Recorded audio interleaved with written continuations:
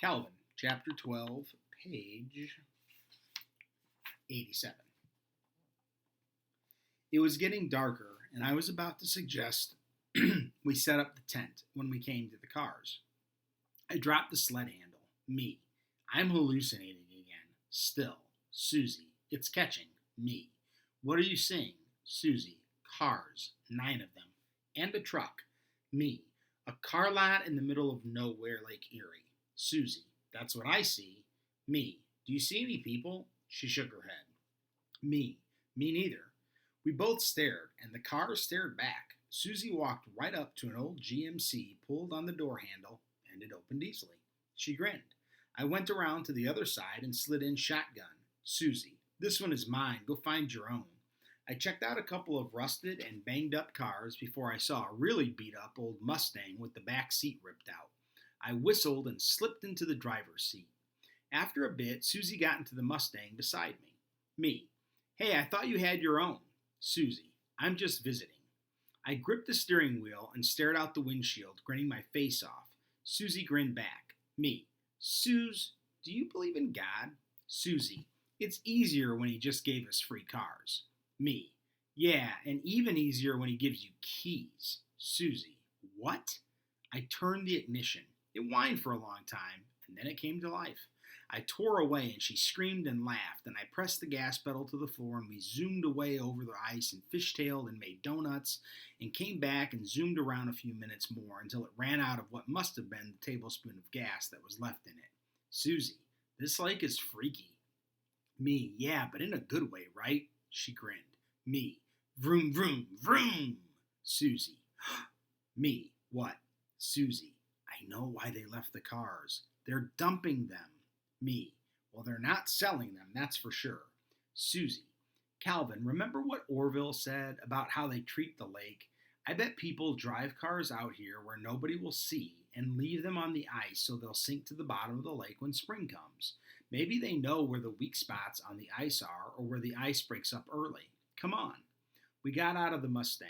We had to walk a ways north to get our sled, and then we started heading south across the lake again. Hobbs, what a waste. Me. They should have donated them. Susie, to the poor. Me, to poor teenagers. She looked around at the empty lake. Susie, how can they do that to our lake? Me, it's our lake now, is it? Susie, it's ours because we know it this way. Me, Bill wouldn't have been impressed if we'd driven across the lake. Susie, he won't be impressed that you're walking across it either. She stopped and looked back. It was dark enough now that the car seemed ghostly from where we were. Susie, we made that up. Me, if we did, it was a good one. I didn't want to put the tent too close to the car, so we walked a little farther. We just rounded another snow dune when we saw a light up ahead floating in the dusk like a square moon. Me, is that real? Susie, as real as my right arm. This did not reassure me. It was an island, a really small island, with a little cabin on it. Smoke drifted out of the pipe chimney. A fire was going in that cabin. I thought we would reach it in a couple of minutes, but it was farther than it seemed. We got out our flashlight, and 20 minutes later we scrambled up the rocks on the shore of the island, dragging the sled behind us. A huge man opened the door. His beard covered almost all of his face except his lips, his upper cheeks and eyes, and his forehead. Those were covered by bushy eyebrows and a mane of curly gray head hair. He looked like a big gray bear with human eyes. Hobbs, Yeti? Man, I thought I was seeing things. Me, I know the feeling. Man, I thought I must be seeing things because no way would 2 kids be out for a stroll this far into the lake, and at night. He sounded angry. He took a step toward us onto the wooden box that served as a front stoop. Susie and I backed up. Man, I thought they got a sled. They turned right when they should have turned left, those 2. They want a hill, not a lake, those 2. You know the difference between a hill and a lake, boy? Me. We, man. His voice getting louder. Then I see one of you is a boy and one of you is a girl, and no way should a girl be in the middle of this lake. Susie scowled at him.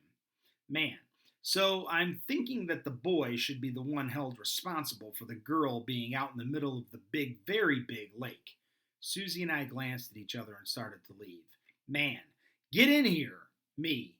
Thanks, but no, sir. We have to be getting on our way, sir. Man, You stay out then. Come on, girl, I've got a fire, and I'm not near as scary as I seem. Come on. This house isn't made of candy, and I'm not going to stuff you into the oven. She pointed at me. Susie, I'm with him.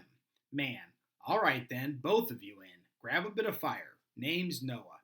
Me, I'm Calvin. This is Susie. I said it cheerfully in my best unschizophrenic voice. Susie, Calvin didn't tell me about any islands out here. Noah, it's a reef, not on the map. We walked slowly through the door of the cabin. Noah gestured to two chairs at a small wooden table. Noah, throw your coats there. Hobbs, will there be hot chocolate and marshmallows? The fire was a beautiful thing. I was almost willing to be thrown into it, if that's what he meant to do to me. In the cabin was a narrow bed heaped with quilts, a coat rack with various ratty coats on it, a duffel bag open full of books, some shelving with cans of food on it, a small round table stacked with papers and pencils, two old wooden chairs, a stool hanging from the rafters, various bins, and a door to another room, probably the privy. We took off our parkas and mitts and boots and socks and held our sore feet to the fire. Hobbs stretched out close to the stove, still just out of my line of vision. Noah, figure you two have a reason. Susie, we're hiking across the lake. She pointed at the door to the privy. Susie, may I? Noah, it's basic. The minute she shut the door, he looked hard at me. Noah, walking across the lake is something only seasoned hikers would do, boy, and only after they studied maps and depth charts and weather reports, and even then, they wouldn't do it. Me, I know how far it is south to the Ohio shore, and I know the lake is the shallowest of the Great Lakes, but still plenty deep enough to drown in, and I know it's cold outside. Noah, not looking at me, speaking to the fire. Worse than an idiot to bring a girl out here. Me, I know. Noah stood up, opened a door in the back, and returned with a big chunk of wood and a loaf of bread. He threw the wood into the belly of the wood stove and put the bread to warm on top. Noah, you got a story? Why you want to do the lake? And you'd better talk to me, or I'll be notifying the Coast Guard. You can bet on that. Me, I'm on a pilgrimage. Noah, and you didn't want to go alone. Me, she wanted to. He looked at me like I was a big, disgusting insect. Susie came out and sat next to me. Noah glowered at me. Me, so you live here, Noah? Year-round? He ignored me. Susie, do you? I come here off-season, do a little ice fishing, do a little poetry. Me, poetry? Noah, to the air. I'm talking to the little lady. He didn't look like a poet, not that I'd ever seen one before. Susie, no one at home to care that you're out here all alone? Noah, my wife cared. She's divorcing me. Susie, I'm sorry. Noah drew his arm across his nose, and I realized he'd started to cry. His facial hair was soaking his tears up like a sponge. Noah, she said she'd take me back if I figured it out. Susie, figured what out? Noah, she said I'd have so much time out here alone, she was sure I'd figure it out. It's like she gave me a puzzle to solve, but I just sit here and think about it for hours and never figure it out. Susie shook her head sadly. Noah, the only clue she gave me was that I spent all my time digging around inside myself for poems, but I didn't think about the inside of her. She said, stop stuffing metaphors between you and me. What does that mean? He opened a huge can of beans and dumped them into the dirty frying pan on the stove beside the bread and put a kettle on too. Noah, she's my muse, you see. If I lose her, I lose what makes the poems in me. Susie, maybe she wants you to be with her instead of here. He shrugged. Noah, can't live among the civilized all year, can't bring a woman out here. He glared at me, his eyebrows almost covering his eyes. Noah, unlike some people. And you, little lady, what's your story? So Susie explained everything to him about how we'd known each other all our lives and how I talked to an invisible tiger and got diagnosed with schizophrenia, and I had decided that if Bill Watterson would draw another cartoon with Calvin okay in it and no Hobbs, I would be okay too, and how I knew I had to walk to Bill like a pilgrimage, but not an ordinary walk. It had to be big. And I came up with this stupid idea and how she wouldn't let me go without her because I didn't have a clue. She talked about me like I wasn't sitting right there, and he listened like I wasn't sitting right there. When she stopped, he was silent for a minute. Then he scooped most of the beans into a big bowl and gave us 2 spoons. He tore a hunk of bread off for himself and gave us the rest. I was so hungry I dived in. He ate his beans out of the pan. I'd never tasted anything as good as those beans and bread, ever. Me, thank you. He ignored me. Susie, yes, thank you. Noah, you're welcome. We ate in silence for a while, silence except for the fire falling and popping in the wind outside. Noah was looking at the beans as if they held the meaning of life in their little beany hearts. He put the pan back on the stove. Hobbs, if I can't eat him, can I have those beans? Me, no. Have some of the bread. I threw a piece behind me and looked up to see Noah and Susie staring at me. Noah to Susie. Schizophrenia, huh? You ever heard of Max Planck? Susie, shaking her head, her mouth full. Me, he's the quantum theory guy, right? Noah, Ol' Max, he said there is no matter the way we think of it, that all matter is just a whole universe of atomic particles vibrating together in a way that makes it look like stuff and feel like stuff. Susie and I kept eating the beans and bread like it was the food of the gods. Noah, so other people, they take this fact and figure out that the world vibrates at 7 hertz. The world and everything in it. Cats and balls and books and spoons and hammers and mountains and all of it, including the human brain. 7 hertz. It's a 7 hertz world. So here's all the world vibrating along at 7 hertz in harmony with the universe, and then comes along a 10 hertz person. Me. 10 hertz? Noah. Susie. 10 hertz? Noah. Yup, 10 hertz. That's what the schizophrenic brain vibrates at. 10 hertz. That's what some say anyway. Some say you're accessing other times or places or dimensions or worlds. You're seeing things in the dimension of 10 hertz, and it's just as real as the 7 hertz world.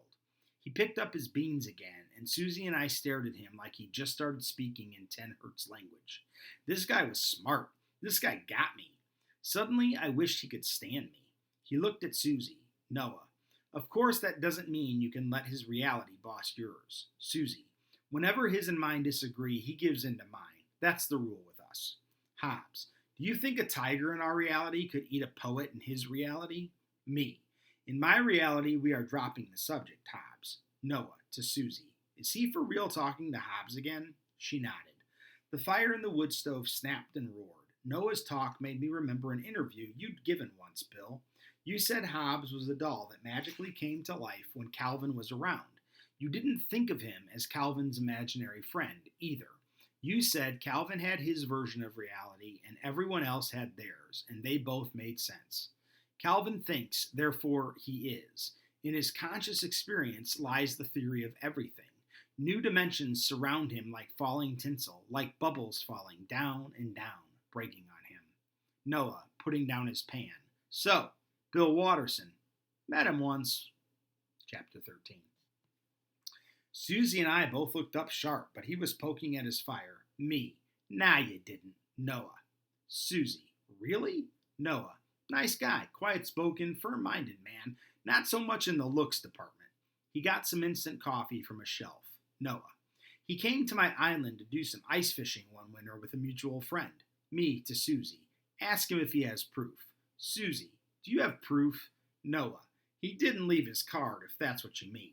Susie. How can we believe you then? Noah. Who's asking you to believe me? Susie handed the bowl to me.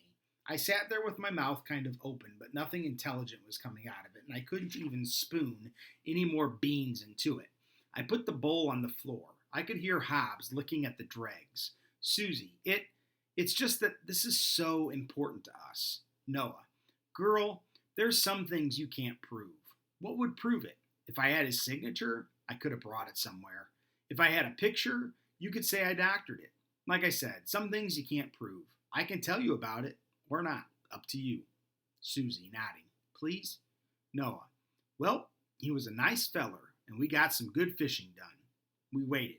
He made coffee for himself, gesturing to Susie with his cup to ask if she wanted some. She shook her head. Me. And? Noah babied his fire. Susie. Did he say anything about Calvin? Hobbs. Did he say anything about Hobbs? Noah. Sure. It come around to that eventually. Wasn't much of a comic reader myself, but I heard of him, and he chatted about it brief. I waited. He took a long, loud slurp of his coffee, then tipped his head slightly to one side and stared into the mug as if he saw something in it. Susie, so do you think he's sad about Calvin being over? Noah, shrugging. People say stuff when they're fishing. He seemed deep in thought while he said it. Susie, what else? Can you tell us anything else? Noah, you want me to say something particular, something that will make him seem realer than he was before. But he's just a man, a mediocre fisherman who likes a poem once in a while.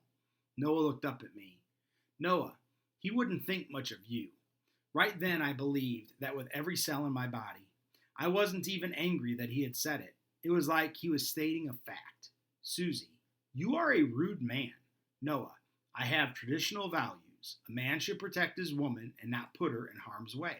Susie, I am my own woman, thank you, and he just wants to walk across the lake, not live on it all winter long like some people. Noah. Susie, if I were your wife, I would wonder how you could protect me if you were away for months of the year. Noah, I'm a poet. We need solitude. Susie, so as long as you make a poem out of it, it's okay to hurt people? Noah, art is the pinnacle of human achievement. Susie, being a decent human being is the pinnacle of human achievement. She stood up.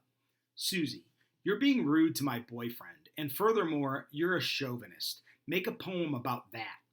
Thank you for the beans. Come on, Calvin. She started putting on her parka.